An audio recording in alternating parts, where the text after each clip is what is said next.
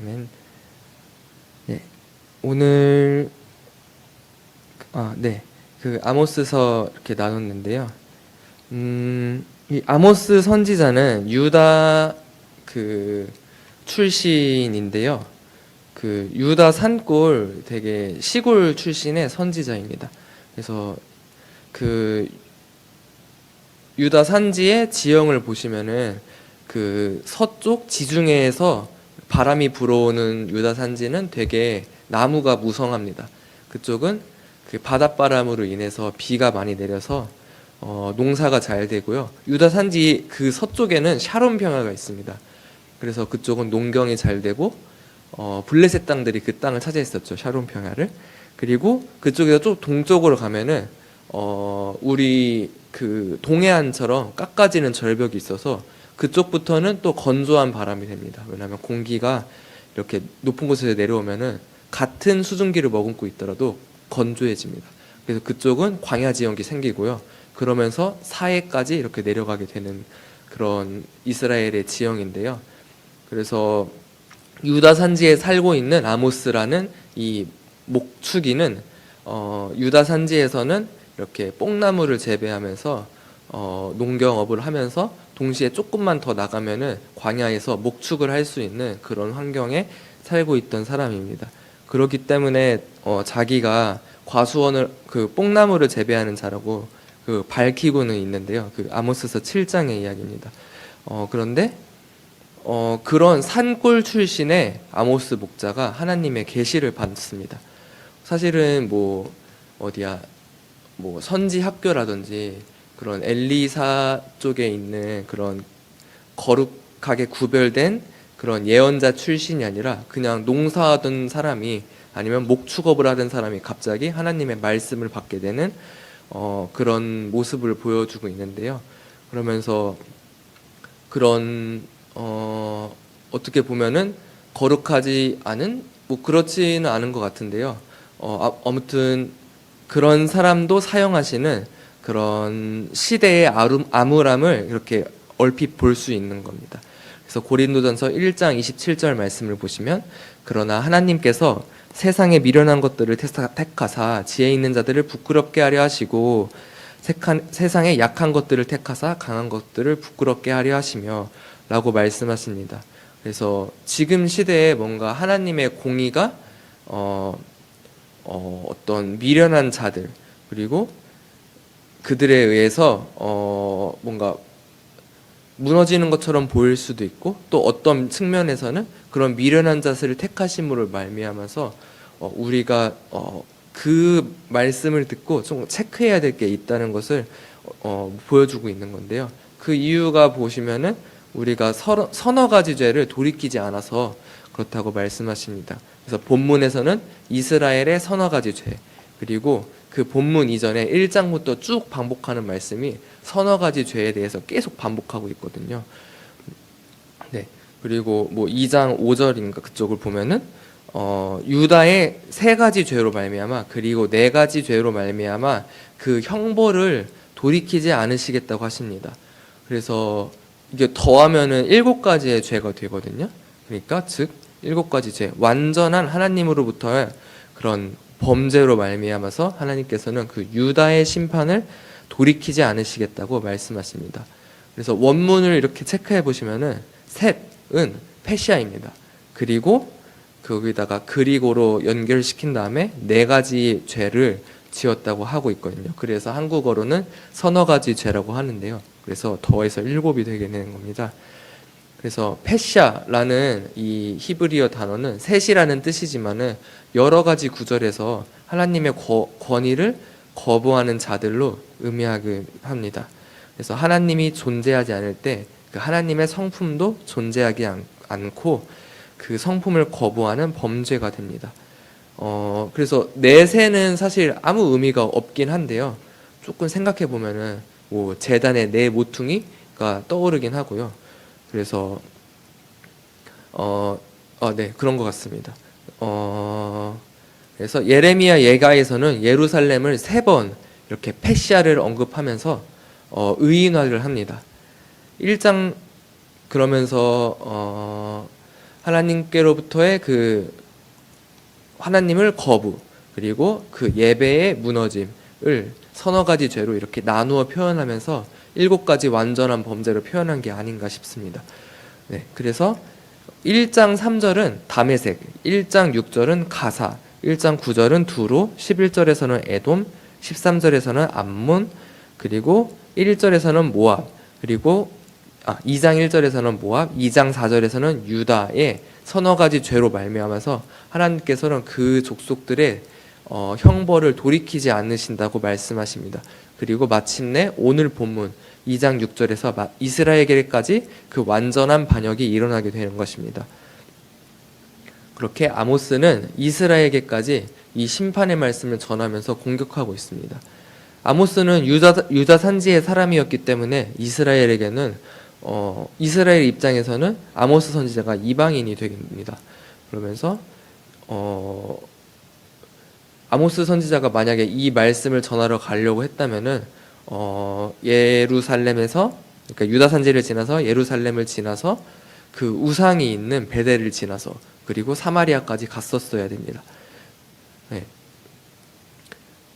아모스는 이스라엘 입장에서는 그 금송아지에 절하지 않는 종교적이고 그리고 정치적인 이단인 셈이 됩니다. 그런데 오는 말씀은 그런 이방인임에도 불구하고 하나님의 말을 하고 있습니다. 그런 이방인이 하나님의 말을 하고 있는지 우리는 그 귀를 기울여 봐야 됩니다.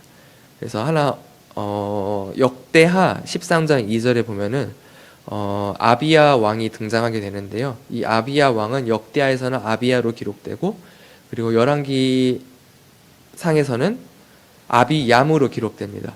같은 인물을 2가지 방법으로 이름을 달리 표현하면서 하나님에 대한 다른 부르심을 나타내는데요.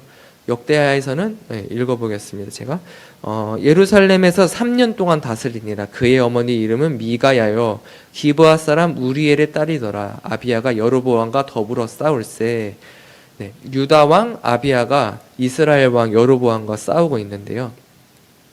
네, 4절을 보시면 아비야가 에브라임 산 중 스마레임 산 위에 서서 이르되 여로보암과 이스라엘 무리들이 다 들으라. 네, 이스라엘 무리에게 선포하고 있습니다. 이스라엘 하나님 여호와께서 소금 언약으로 이스라엘 나라를 영원히 다윗과 그의 자손에게 주신 것을 너희가 알 것을 아니냐라고 아비야 왕이 말씀하고 있는데요. 그러니까 소금 언약이라는 하나님의 언약이 등장하고 다윗과 그것을 언약을 맺었다고 하고 있습니다. 근데 사실 열왕기상에 보면은 아비암이 그의 아버지 이미 행한 모든 죄를 행하고 그의 마음이 그의 조상 다윗의 마음과 같지 아니하며 그의 하나님 여호와 앞에 온전하지 못하였으나 라고 아비암 왕은 사실 다윗의 마음에 다윗을 순종하지 않고 하나님과 동행하지 않은 왕으로 이렇게 기록하고 있긴 합니다. 이런 유대적 관점에서 이 열왕기서는 예언서에 분류가 되는데요. 아비양의 평가는 하나님의 그 마음에 의롭지 못하다고 말씀하고 있는 것입니다.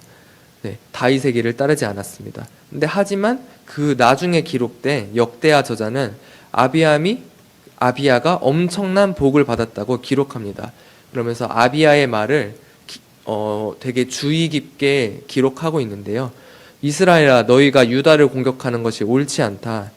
이스라엘 하나님 여호와께서 소금 언약으로 말미암아 이스라엘 나라를 영원히 다윗의 자손에게 주신 것을 너희가 기억해야 한다라고 말합니다. 의롭지 못한 그 아비암 왕을 입을 통해서 하나님의 언약의 말씀이 선포되는 것입니다. 왕이 하나님의 말씀을 이용했다고도 볼 수는 있지만 역대기의 기록 목적은 전혀 그렇지 않습니다. 그래서 역대하 13장 10절을 보시면 우리에게 여호와께서 우리 하나님이 되시니 우리가 그를 배반하지 아니하였고 라고 말씀하면서 유다가 오히려 하나님을 배반하지 않았다고 말씀하고 있고요.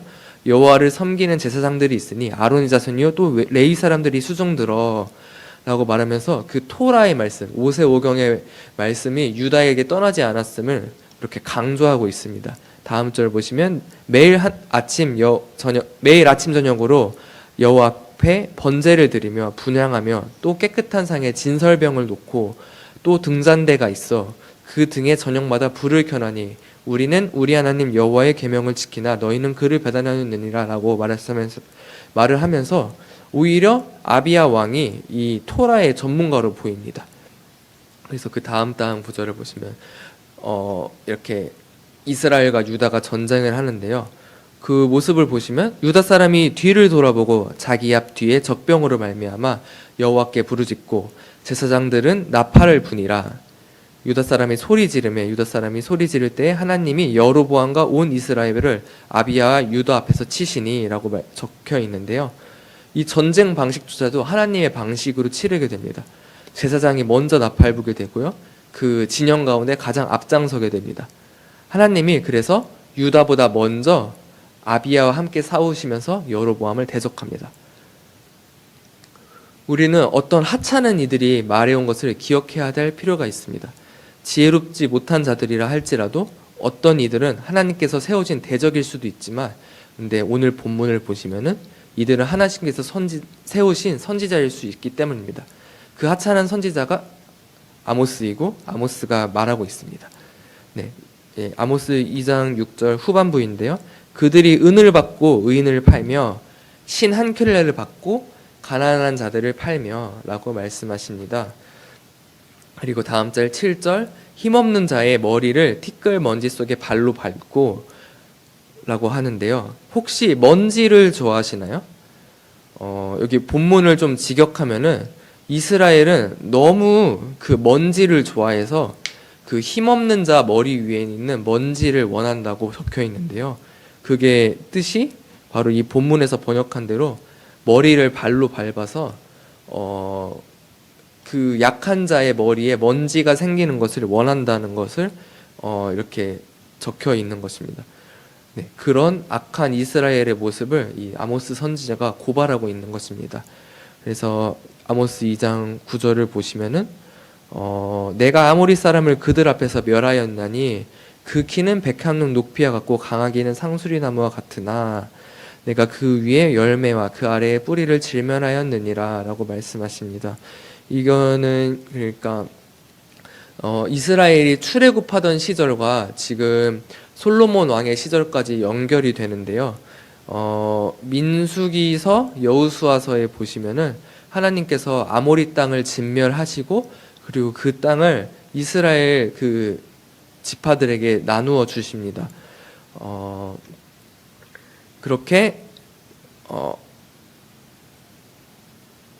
하나님께서는 그 이스라엘보다 큰 대적을 멸하시고 또 이스라엘에게 주는 복을 주셨는데도 불구하고 이스라엘은 하나님을 거역하면서 지금 그 공의가 무너진 모습을 보여주고 약자를 그 멸시하는 모습을 아모스서가 고발하고 있는데요. 창세기 15장 16절을 보시면 내 자손은 4대 만에 이 땅으로 돌아오리니 이는 아모리 족속의 죄악이 아직 가득 차지 아니함이라 하시더니, 그러니까 아모리 족속의 죄악이 아직 그 가나안 땅에 가득 차지 않았기 때문에 하나님께서 진멸하시지도 않으셨고요. 그러면서 아브라함 시대를 지나서 한참 지나서 그 출애굽 시기가 되을 때까지 하나님께서는 오래 참으심을 기록하고 있는데요. 근데 그 아모리 족속이 그러니까 그 뿌리가 사실은 아주 완전히 진멸되지 않고 지금 아까 그 역대상 아비암 왕 시대까지 이어지게 되고요. 그리고 솔로몬 시대에는 그 아모리 족속들이 노예로 쓰이게 됩니다. 그러면서 아모리 사람들에게 엄청나게 무거운 짐을 지우게 되는데요. 사실 그 솔로몬 왕의 행위도 하나님의 공의는 아니었습니다. 왜냐하면 노예에게 짐을 지우는 것은 하나님 나라의 구조가 아니기 때문입니다. 그래서 희년법을 보시면은 50년 만에 모든 그 종된 자들을 풀어주라고 하나님께서 명하시는데요.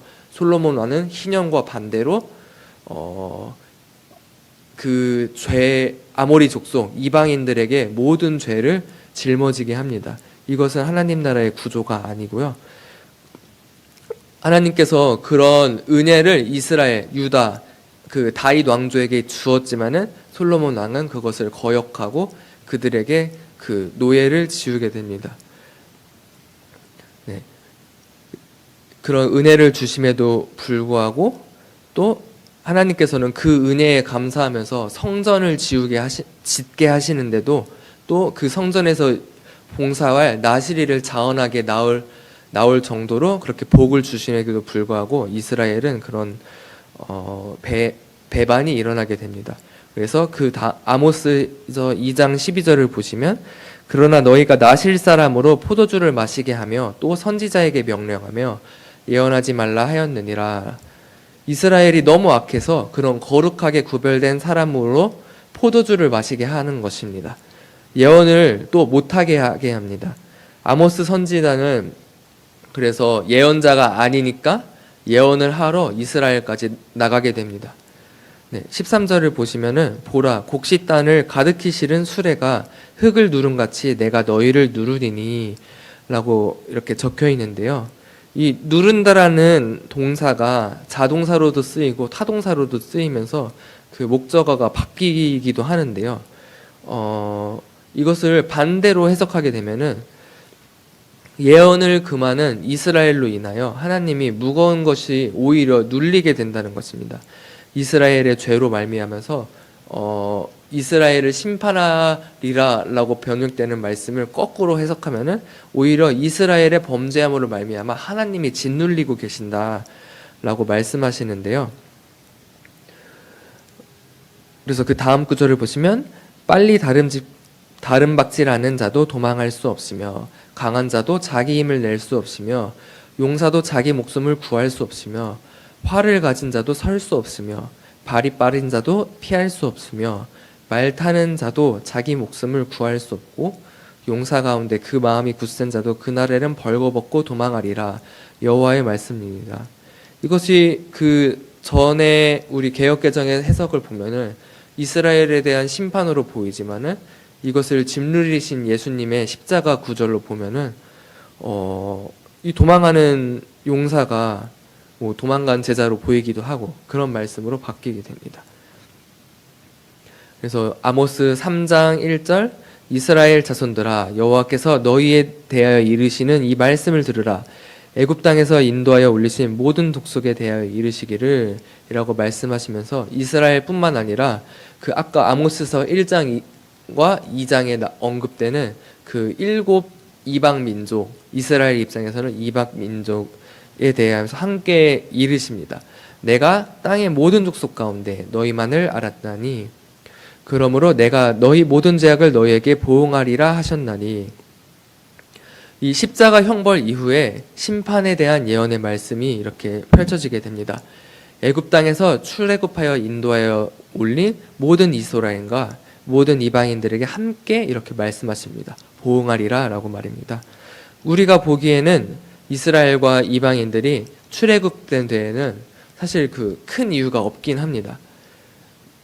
그 아모스서 1장과 2절에서 계속 반복되어 했듯 모든 민족이 다 하나님께 완전한 죄악을 지었기 때문입니다. 하지만 하나님께서는 그 이스라엘의 족속들 그리고 이스라엘과 함께 나는 이방 족속들을 택하셨습니다. 3절 2절에 그 너희만을이라고 적혀 있는데요. 그 히브리어 너희만을이 그 이스라엘 민족만이 하나님께서 특별하게 선택해서 하셨다는 그 강조의 단어입니다. 너희만을.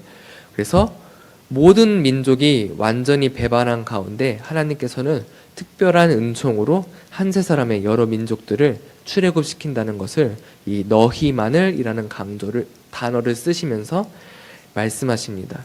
출애굽한 그들의 땅, 언약의 땅 가나안에서 배반할 사실을 이방인 선지자 아모스가 고발하면서 말입니다.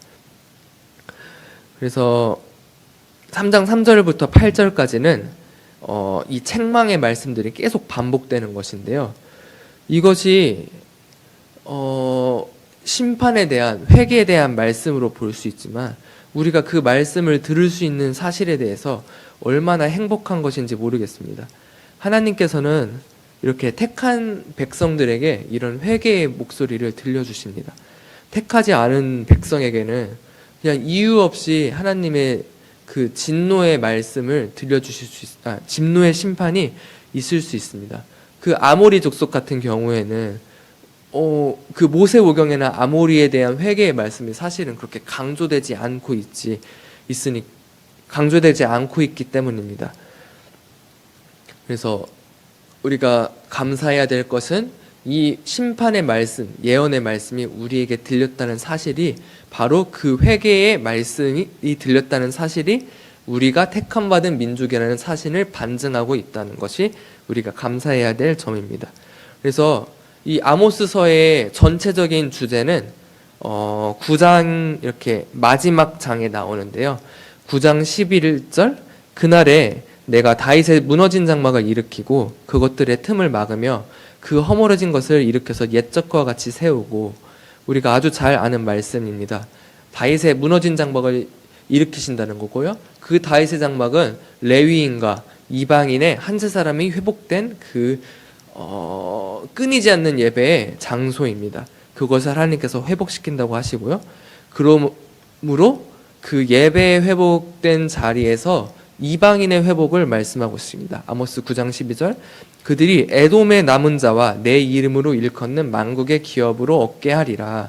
에돔으로 말미암아 그 하나님의 이름을 만국의 기업으로 삼는다고 이렇게 말씀하시고요. 이 일을 행하는 여호와의 말씀이라고, 하나님의 말씀이라고 더욱더 강조하고 있습니다. 13절, 여호와의 말씀이니라. 보라, 날이 이를지라 그때에 파종하는 자가 곡식 추수하는 자의 뒤를 이으며 포도를 밟는 자가 씨 뿌리는 자의 뒤를 이으며 산들은 단 포도주를 흘리며 작은 산들은 녹으리라.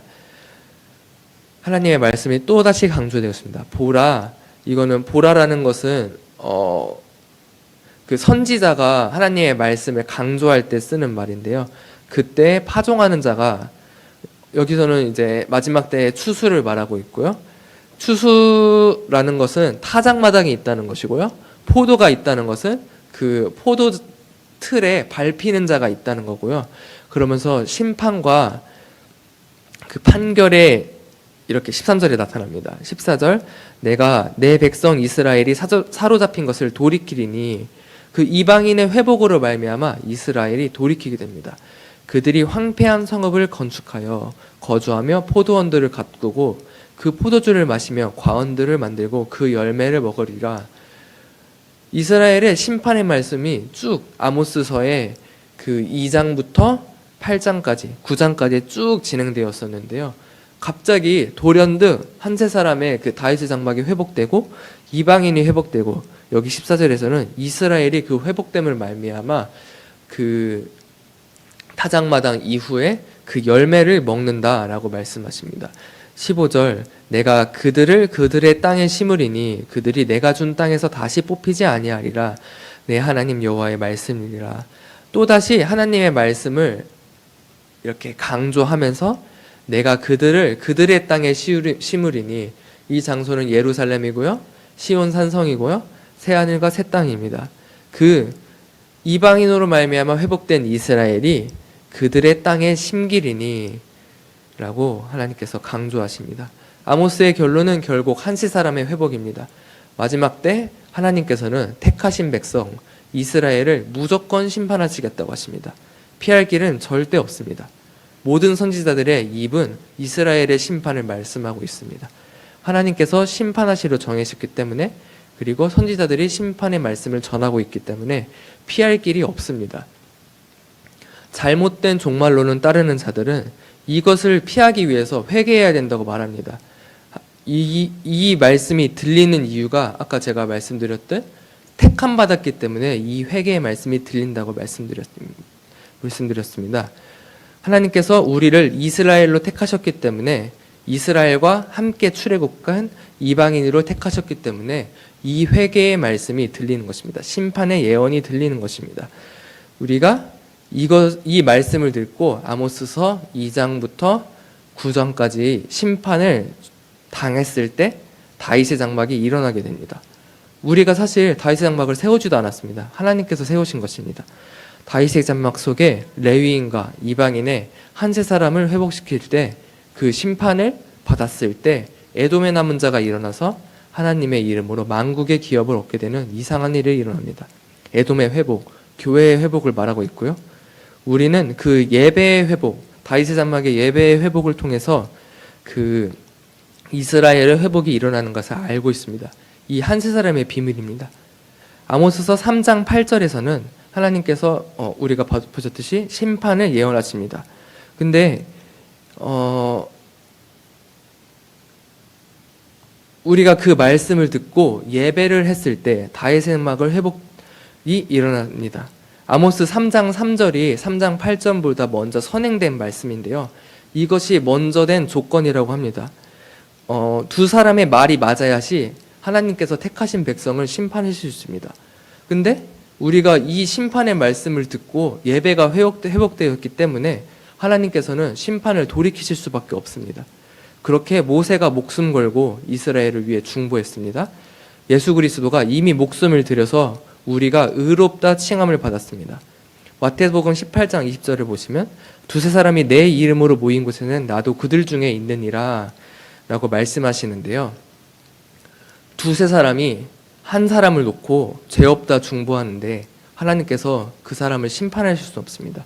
이스라엘을 심판하실 수 없습니다.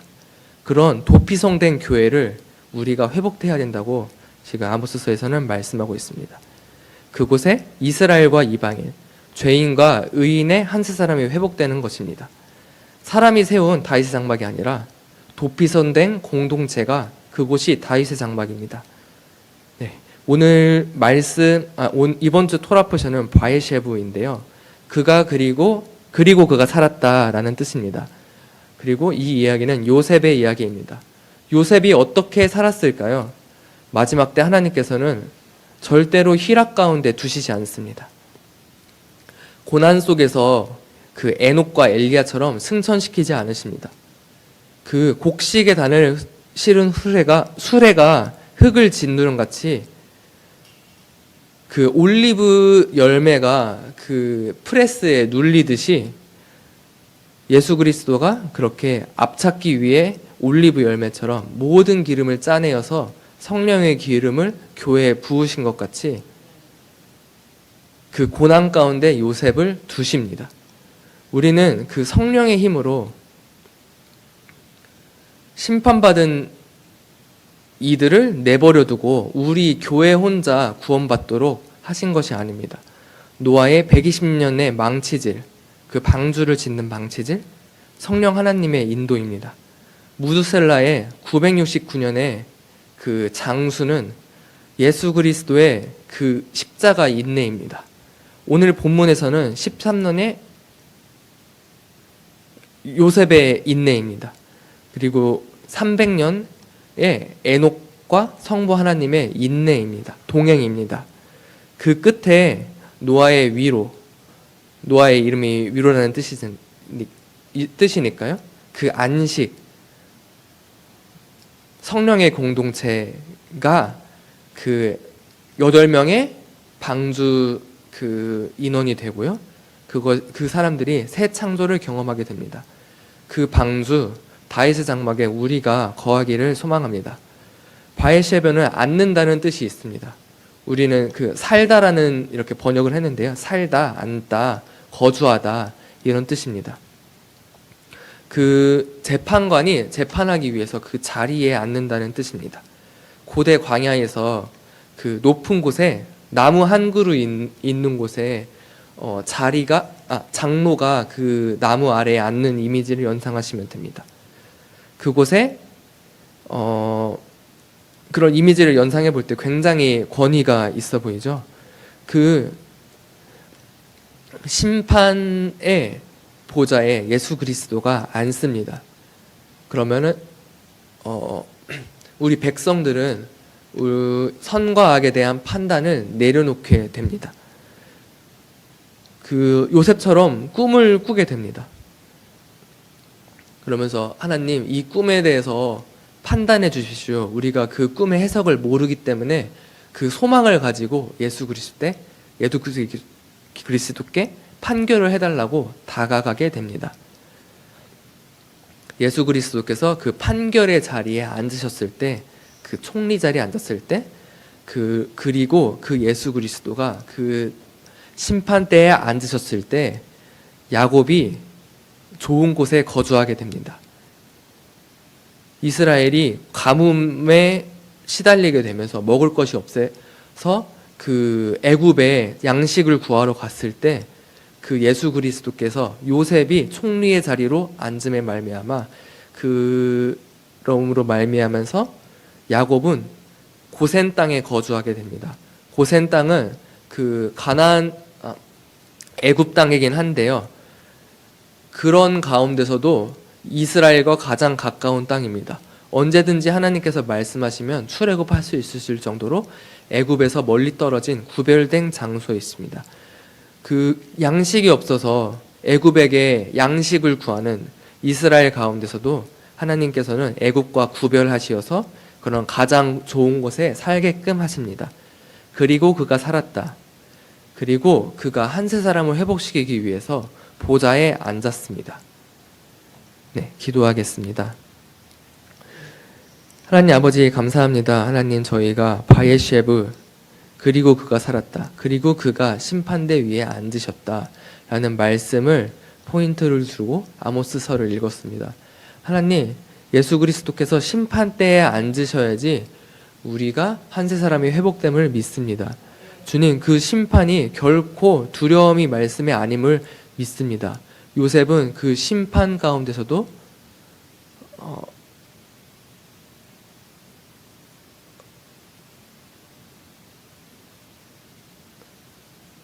심판 가운데서도 하나님께서 인도하셨습니다. 우리가 그 말씀을 듣는 것 자체가 하나님께서 우리가 선택받은 백성임을 우리가 알고 있습니다. 주님 우리를 택하여 주셔서 감사합니다. 주님 그래서 우리가 그동안 판단해왔던 것 선과 악을 주님께 돌려드리기 원합니다. 우리가 그것을 바라보고 우리가 세상을 판단해왔고 우리의 이웃을 정죄해왔습니다. 주님 회개합니다. 주님 우리가 그 회개의 온전한 예배를 드렸을 때 주님께서 그곳에 다윗의 장막을 세우심을 주님 우리가 믿습니다. 우리 안에 이스라엘을 회복하시고 우리 안에 그 나그네됨을 회복하시옵소서. 주님 그럴 때 이스라엘이 주님께 돌아오고 주님 하나님께서 보좌에 앉으시고 주님께서 우리에게 그 다시 임하시는 것을 우리가 아모스서를 통해 보았습니다. 주님 이 말씀 가지고 한 주 살아가게 하시고 오늘 살아가게 하시고 매일의 제사를 다시 주님께 드리게 하시고 우리가 주님 그 예수 그리스도의 아는 빛을 우리의 얼굴 그 인내를 하는 얼굴을 통해서 세상에 전하게 하십소서. 세상에 우리를 통해서 회복되게 하시고 또 그 회복됨을 보고 다시 세상에 여호와 하나님의 살아계심을 알게 하시옵소서. 주님 감사합니다. 예수님의 이름으로 기도드렸습니다. 아멘. 주님 가르쳐주신 기도로 예배를 마치겠습니다. 하늘에 계신 우리 아버지여 이름이 거룩히 여김을 받으시옵시며 나라에 오시며 뜻이 하늘에서 이루어진 것 같이 땅에서도 이루어지이다. 오늘날 우리에게 일용할 양식을 주옵시고 우리가 우리에게 죄 지은 자를 사하여 준 것 같이 우리 죄를 사하여 주십시오. 우리를 시험에 들게 하지 마시고 다만 악에서 거옵소서.